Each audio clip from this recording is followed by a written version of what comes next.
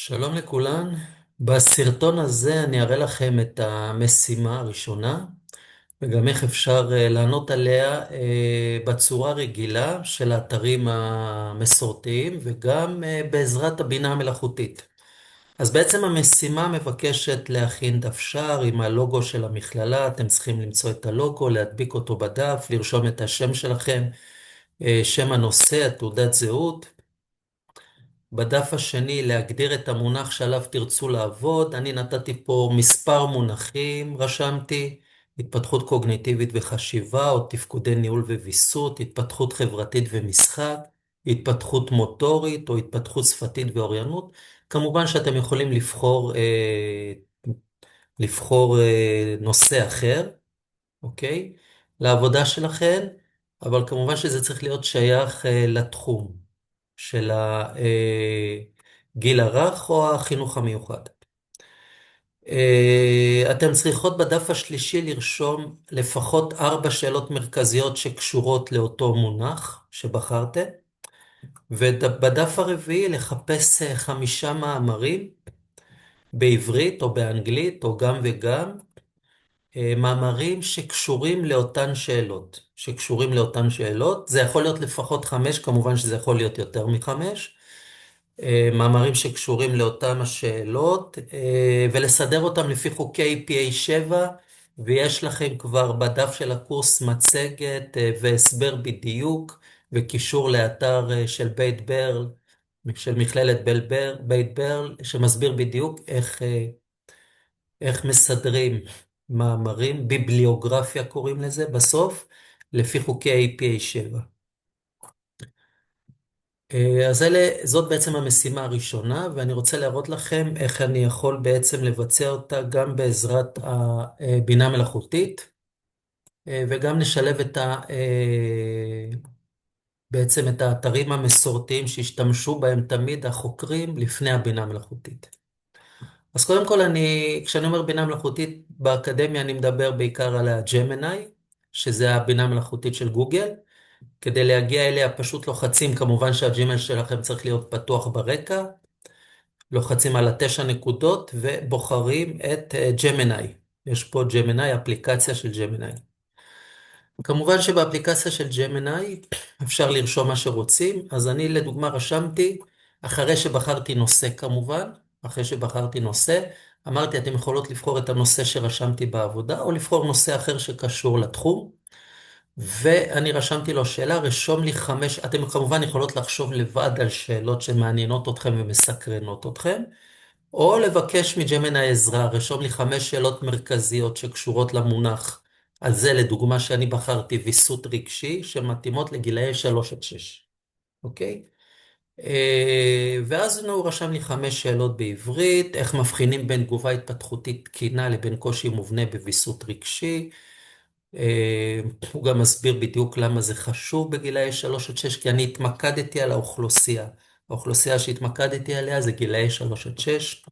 מה התפקיד של המבוגר בדרך לוויסות עצמי אצל הילד, למה זה חשוב, כיצד קשורים קשיים בוויסות חושי להתפרצויות רגשיות בגן ובבית, אילו אסטרטגיות מתווכות וכו' וכו' וכו'. אלה 5 השאלות, כמובן שאני חייב לבקר אותו ולוודא שהשאלות הן רלוונטיות ומסקרנות אותי, אוקיי? לאחר מכן אני רוצה לבקש מאמרים שקשורים. אז אני גם יכול לבקש מג'מיני, אבל פה אני מסתייג מאוד, כי רשמתי לו, מצא לי 10 מאמרים שפיטים. שפיטים הכוונה מאמרים שהם אקדמיים, מאמרים שעברו שיפוט, אוקיי? שעברו ועדה, לא מאמרים סתם שנמצאים באינטרנט, אלא מאמרים שעברו שיפוט על ידי ועדה. בכל מוסד אקדמי יש ועדה ששופטת את המאמרים וקובעת האם הם מתאימים להיות אקדמיים ברמה המקצועית שלהם והאקדמית שלהם. אז מצא לי 10 מאמרים שפיטים, אפילו אפשר לרשום אקדמיים, בעברית שקשורים לשאלות שנרשמו, עם הכישורים לאותם מאמרים. חשוב לי שיהיה קישור, כי לפי APA7, כשאנחנו שמים ברשימה ביבליוגרפית, חשוב שיהיה גם קישור למאמר. אז הוא באמת נותן לי מאמרים, אבל הכישורים הם פחות אמיתיים. במקרה הזה, הכישורים פחות אמיתיים, אתה מנסה לי, הרי בסופו של דבר אנחנו צריכים להגיע למאמרים ולקרוא את התקצירים של המאמרים ולראות שהם עונים לנו, כי במשימה הבאה שלכם זה יהיה לענות על שאלות. ואני חייב לדעת אם המאמרים האלה, המענה על השאלות, התשובות הן מתוך המאמרים. ואני חייב לדעת באמת שהמאמרים האלה הם רלוונטיים, אני חייב לקרוא אותם, לפתוח, לראות, לקרוא את התקציר לפחות, את המבוא, לראות שזה רלוונטי. ואם הכישורים לא עובדים, אז חבל על המאמץ. אבל אם נניח הוא נתן לי שם לפחות ומחברים, אז אני יכול להעתיק את השם, אני יכול לנסות להעתיק את השם, אני לא אקח מפה. אני כתבתי לו דרך אגב, באמת הוא כותב שמות מאוד יפים של מאמרים, הוא גם כותב מחבר אותם, דוקטור נועה גל, דוקטור עופר שחר, דוקטור רחל יעקובו ואחרים, ואחרים הכוונה שעוד עוד בעצם מחברים נוספים מעל 3. וכתבתי לו שהמאמרים הם באמת טובים, אבל הכישורים לא נפתחים, אז הוא אומר, הוא כותב לי, אני חייב להיות איתך לגמרי גלוי, המאמרים הם דוגמאות מייצגות. דוגמאות מייצגות, אז ביקשתי הפעם שיקפיד על כישורים נכונים יותר של מאמרים, אז הוא רשם לי עוד מאמרים. שם המאמר לדוגמה, התפתחות שליטה עצמית לוויסות רגשי והתנהגות בילדות המוקדמת. אז אני אעתיק את המאמר, כי גם הוא לא מצליח לתת כישורים. הוא כן כותב את שם כתב העת, מגמות, הוא כן כותב עוד פעם את המחברים, הוא לא מצליח לתת כישורים ישירות למאמר.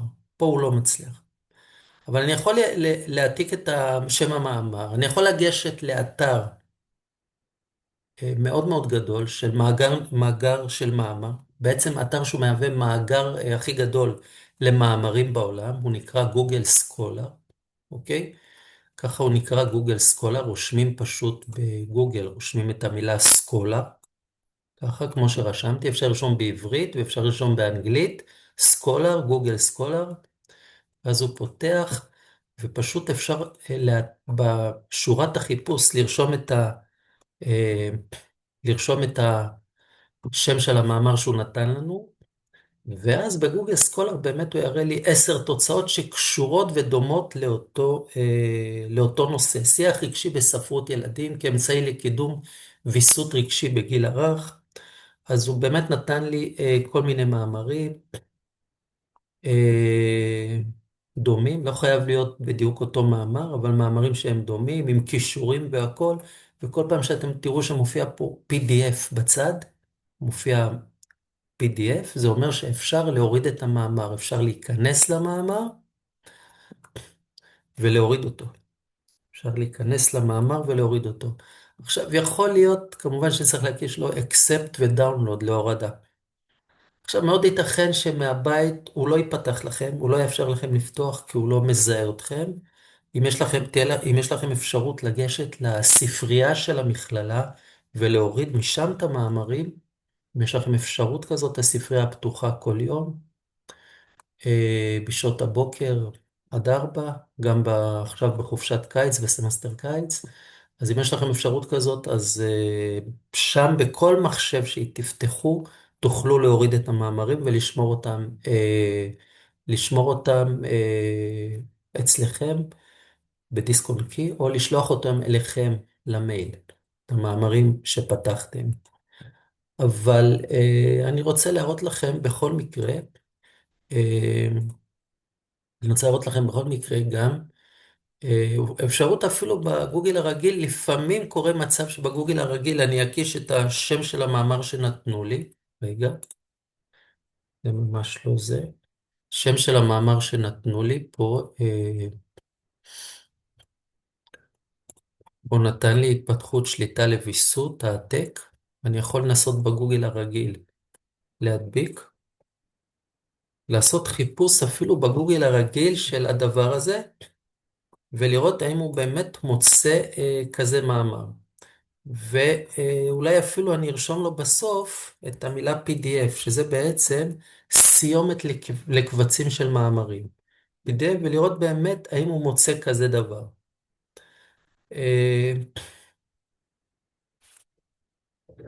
ואז יכול להיות שהוא כן ייתן לי מאמרים שקשורים לנושא PDF ישירות אפילו בגוגל הרגיל. הנה, אתם יכולים לראות שהוא פתח לי מאמר בגוגל הרגיל, בלי לגשת לספרייה, התפתחות ויסות עצמי משליטה חיצונית לשליטה פנימית.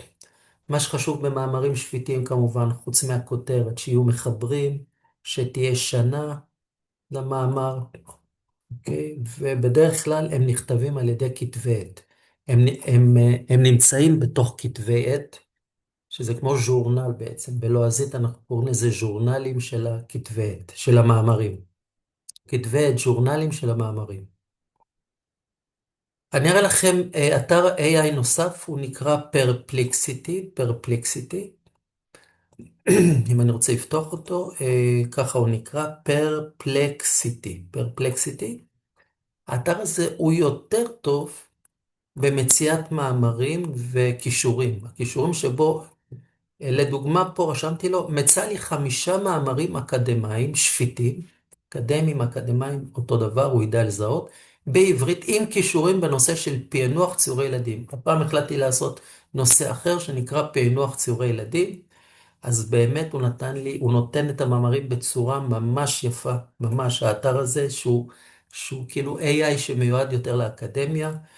5 מאמרים אקדמיים שפיטים הראשון, הבנתן של מערכות יחסים בין אישיות באמצעות ציורי ילדים, והוא גם אומר לי מאיזה כתב עת זה, הוא אומר לי בדיוק בכתב עת איזה עמודים זה מופיע בכתב עת, הוא נותן לי תקציר קטן, הנה קישור, אם אני לוחץ על הקישור, אז הוא גם יראה לי את המאמרים, אוקיי?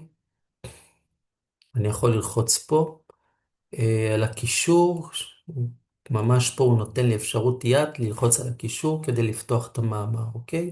ציוריהם של ילדים בהקשר לאינטראקציה, הם ילד ותפקודיהם הקוגניטיביים במעבר מגן לכיתה א', הוא נותן לי את שם המחברת, דוקטור רבקה ליפשיץ, מומחית להתפתחות הילד, תקציר, קישור, והוא נותן לי גם אפשרות ללחוץ כדי לראות, והנה באמת המאמר של דוקטור רבקה ליפשיץ. אתם יכולים לראות את ההבדל הגדול בפתיחת מאמרים לעומת הג'מיני פה בפרפלקסיטי. אני אחזור רגע פה, אני חוזר רגע לג'מיני, וכתבתי לג'מיני משהו נוסף, מצא לי 5 מאמרים אחרים בעברית, לא אותם מאמרים, כי הכישורים לא בדיוק עבדו בצורה מושלמת, אבל אמרתי גם אם הכישורים לא עובדים, לנסות לחפש בגוגל סקולר או באינטרנט הרגיל לפי השמות שהוא נתן. בסקולר, גם אם הוא לא ימצא, ייתן לכם מאמרים מאוד דומים, שגם יכולים להיות רלוונטיים. מצא לי 5 מאמרים אחרים בעברית מתוך האינטרנט, עם סיומות של אורג, שזה קיצור של Organization, gov, קיצור של government, ממשלתיים, AC, קיצור של אקדמיק, אז אמנם זה לא מאגרים של אקדמיה, מאתר האינטרנט הרגיל, אבל עם סיומות שמתארות מאמרים שיכולים להיות בהחלט שפיטים של כל מיני מוסדות אקדמיים, או ממשלתיים, או אורגניזיישן, אוקיי? והנה הוא נותן לי פה לדוגמה מאמר, תפקיד הגננת בלמידה רגשית חברתית, בין תפיסה ליישום בגני ילדים, ואני מנסה ללחוץ, הוא נותן לי גם קישור, הוא נותן לי את הלחיצה ל-PDF, והוא ממש פתח לי את מאמר שנכתב במכללה שנקראת לוינסקי וינגייט, משנת 26, גיליון מספר 26, על ידי שירה בסר ויפית שרף. אז זה הכל בסרטון. ראינו באמת איך אפשר לכתוב שאלות. לאחר שבחרתם את הנושא, איך אפשר למצוא מאמרים, ומה שנותר זה לסדר אותם לפי APA בעמוד הרלוונטי. אז תודה ובהצלחה.